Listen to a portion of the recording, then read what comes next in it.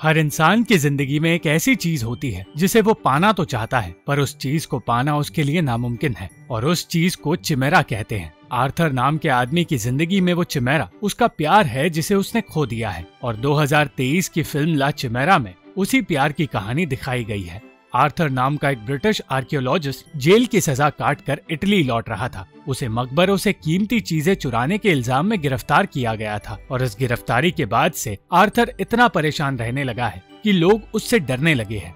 Arthur पीरो नाम के आदमी के साथ काम किया करता था, पर उसी की वजह से और दूसरे साथियों की वजह से आर्थर को जेल जाना पड़ा। इसलिए वो पीरो से नाराज था। पीरो ने फिर भी आर्थर को मनाने की कोशिश जारी रखी और आर्थर ने उसे माफ कर दिया। पीरो उसे दूसरे दोस्तों के पास ले गया, पर आर्थर किसी से मिलना नहीं चाहता था, इसलिए बिना कुछ कहे उन लोगों से दूर जाकर वो अपने घर चला गया। कुछ देर अपने छोटे से झोपड़े में रहने के बाद उसने अपनी एक्स गर्लफ्रेंड बेनियामिना की माँ फ्लोरा से मिलने का फैसला किया, और उनके घर पहुंचने पर उसे इतालिया नाम की एक नौकरानी और स्टूडेंट मिली, जिसने बताया कि बेनियामिना कई महीनों से गुमशुदा है और फ्लोरा हर रोज उससे ज्यादा आर्थर की बातें करती है। फ्लोरा आर्थर को अपना दोस्त मानती थी और जानती थी कि वो बेनियामिना को वापस पाने की उम्मीद में जी रहा है। बेनियामिना की बहनें आर्थर को पसंद तो करती थी, पर वो इस बात से खुश नहीं थी कि फ्लोरा को आर्थर को पालना पड़ रहा है। वो आर्थर से कहने लगी कि उसे एक नौकरी ढूंढ लेनी चाहिए। आर्थर के इनकार करने पर नेला ने कह दिया कि उसकी इसी आदत की वजह से बेनियामिना उससे प्यार नहीं करती, पर फ्लोरा को ये बात अच्छी नहीं लगी और अपनी बेटियों की बातों पर ध्यान न देकर वो आर्थर का ख्याल रखती रही।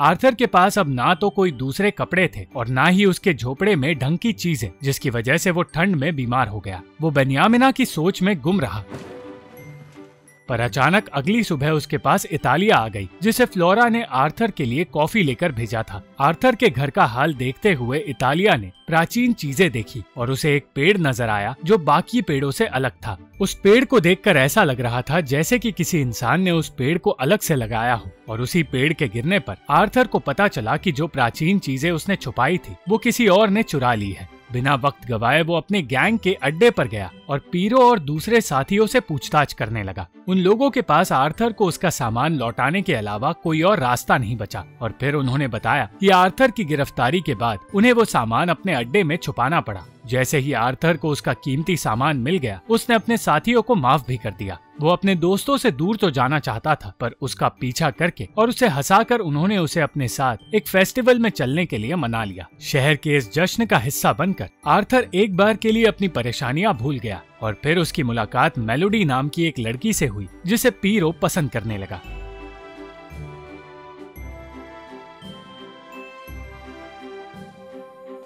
उस रात एक अनजान किसान ने आर्थर को अपने पास बुलाया और कहा कि उसके पास आर्थर और उसके साथियों के लिए एक काम है। आर्थर का गैंग और मेलोडी अब मिलकर उस किसान के लिए काम करने वाले थे और एक मकबरा ढूंढकर उसमें छुपा प्राचीन सामान निकालने वाले थे। आर्थर उस किसान की जमीन में मकबरा ढूंढने लगा और सारे साथी उसका पीछा करने लगे, क्योंकि सिर्फ आर्थर वो इंसान था जो एक मकबरा ढूंढ सकता है। आर्थर को कुछ विजन्स नजर आते हैं जिनकी मदद से उसे वो चीजें दिखाई देती है जो किसी को नजर नहीं आती, और इन्हीं विजन्स के साथ वो मकबरा ढूंढ निकालता है। मगर ये काम करते हुए इस बार अचानक उसकी तबीयत खराब होने लगी और वो किसान ये देखकर डरने लगा। वो किसान ये नहीं जानता था कि ये सब कुछ आर्थर का एक नाटक है, जिसका इस्तेमाल करके वो और उसके साथी किसान को वहाँ से भगा रहे हैं और उसके जाते ही मकबरे में छिपा सामान खुद चुराने वाले हैं। फ्लोरा इतालिया को गाना सिखाती है, पर इतालिया का ध्यान अपने गाने और अपने काम से ज्यादा आजकल आर्थर पर रहता है, और इसी वजह से वो कई बार गलतियां भी कर बैठती है। एक दिन आर्थर को पता चला कि इतालिया के 2 बच्चे हैं जिन्हें वो फ्लोरा के घर में छुपा कर रखती है, और उन बच्चों के बारे में फ्लोरा और उसके परिवार को कुछ नहीं पता। मगर इस बात से ध्यान हटाकर आर्थर अपने काम पर लग गया और अपने साथियों के साथ मकबरा ढूंढने में कामयाब हुआ। उन सबको बहुत सारी कीमती चीजें मिल गई, जिन्हें बेचकर उन्होंने बहुत पैसे कमा लिए, और इस धोखे की वजह से वो किसान उन सब से नाराज हो गया। आर्थर और उसके साथियों का मकबरा चुराने का काम दिन पे दिन बढ़ता जा रहा था और वो लोग कई कीमती सामान चुरा पाए। गांव वालों की मदद से वो ये काम कर रहे थे और साथ ही पुलिस की नजरों से बचने की कोशिश भी कर रहे थे। एक तरफ इतालिया के करीब जाते हुए आर्थर उससे साइन लैंग्वेज सीख रहा था, तो दूसरी तरफ अपनी ये सच्चाई उससे और फ्लोरा से छुपाकर वो चोरी का काम भी कर रहा था। इस नई शुरुआत के बावजूद आर्थर खुश नहीं था, क्योंकि वो जानता था कि उसने बेनियामिना को हमेशा के लिए खो दिया है। पर फ्लोरा अपनी बेटी के घर लौटने का इंतजार कर रही थी और उसे यकीन था कि वो आर्थर को फिर से अपनाएगी। एक दिन वो दोनों इतालिया को लेकर कुछ वक्त के लिए घर से दूर जाने लगे और इतालिया को अपने बच्चों को अकेले उस घर में छोड़ना पड़ा।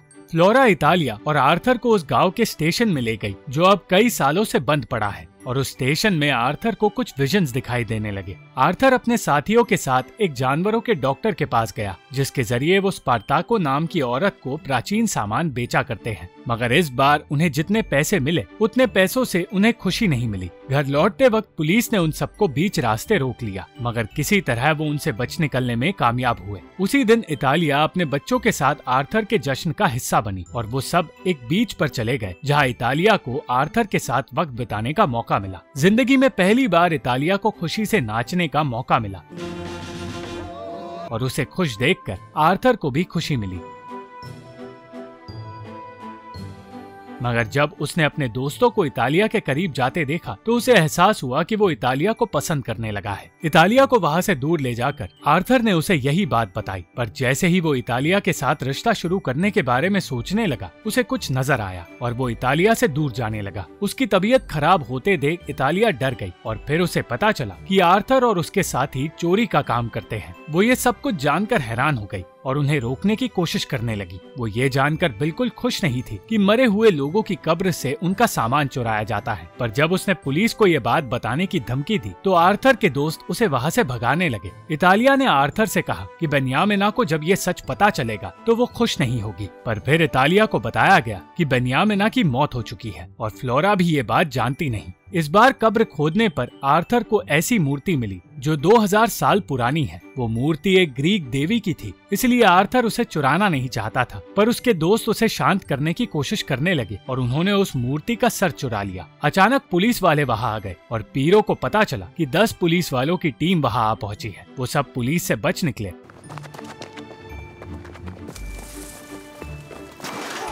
पर जब आर्थर को चोट लगने की वजह से उन्हें रुकना पड़ा तो उन्हें एहसास हुआ कि पुलिस वाले उनका पीछा कर ही नहीं रहे। सच ये था कि वो लोग पुलिस वाले थे ही नहीं, वो अनजान लोग भी चोर थे और उन लोगों ने सारा सामान चुराकर स्पार्ताको को बेच दिया। जल्द ही इतालिया के बच्चों का सच फ्लोरा के परिवार के सामने आ गया और फ्लोरा की बेटियों ने इतालिया को नौकरी से और उस घर से निकाल दिया। फ्लोरा और आर्थर दोनों ही इस फैसले से खुश नहीं थे, पर फ्लोरा की बेटियों को इससे कोई फर्क नहीं पड़ रहा था। वो बस उस घर को बेचना चाहते थे, पर फ्लोरा का कहना था कि अगर वो घर बिक गया तो यहाँ बेन्यामिना के लौटने का इंतजार कौन करेगा। तब पहली बार फ्लोरा को अपनी बेटी की मौत का सच पता चला। स्पार्ताको को ढूंढते हुए आर्थर उसकी ऑफिस में पहुंचा और तब उसे पता चला कि मेलोडी स्पार्ताको की भांजी है और उन लोगों के साथ सिर्फ इसलिए काम कर रही थी क्योंकि वो उन पर नजर रखना चाहती थी। मेलोडी आर्थर और उसके साथियों को लेकर स्पार्ताको के पास चली गई, जो उस वक्त एक नाव में उस ग्रीक मूर्ति की नीलामी कर रही थी।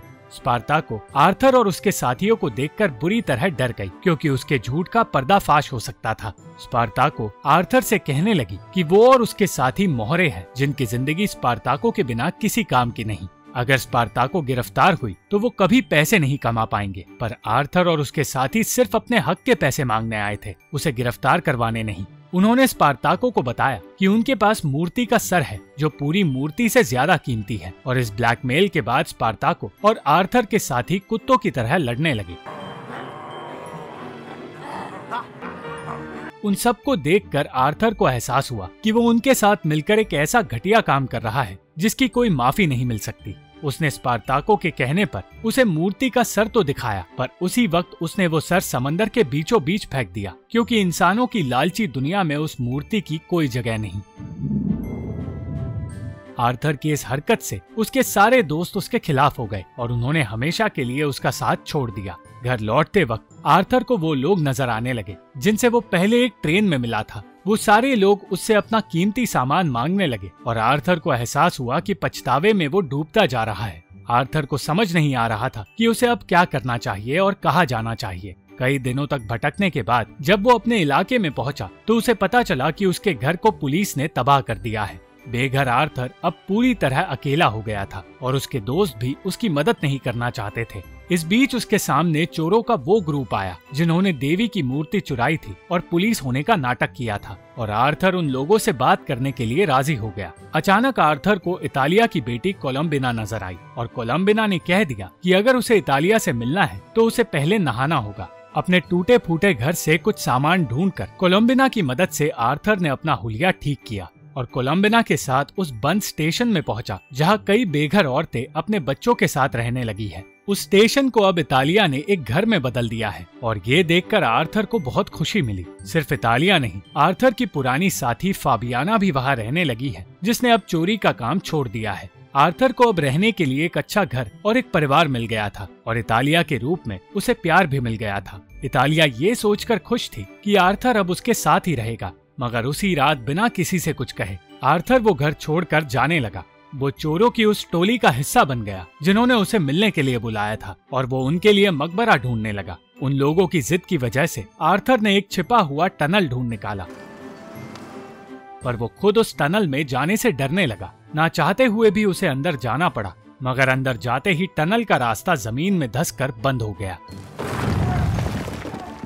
अंत में आर्थर को एक आखिरी विजन नजर आया जहां वो बेन्यामिना को ढूंढने में कामयाब हुआ। सालों से आर्थर सिर्फ बेन्यामिना से मिलने की उम्मीद में जी रहा था और उसी के विजन्स देख रहा था, मगर मौत ही उससे मिलने का एक तरीका था और आखिरकार मौत ने ही उसे वो राहत और खुशी दी जिसकी उसे जरूरत थी। Thank you for watching this video. अगर आपको ये वीडियो पसंद आई तो इस वीडियो को लाइक, शेयर और इस वीडियो पर कमेंट जरूर करें और इस चैनल को सब्सक्राइब करना मत भूलना।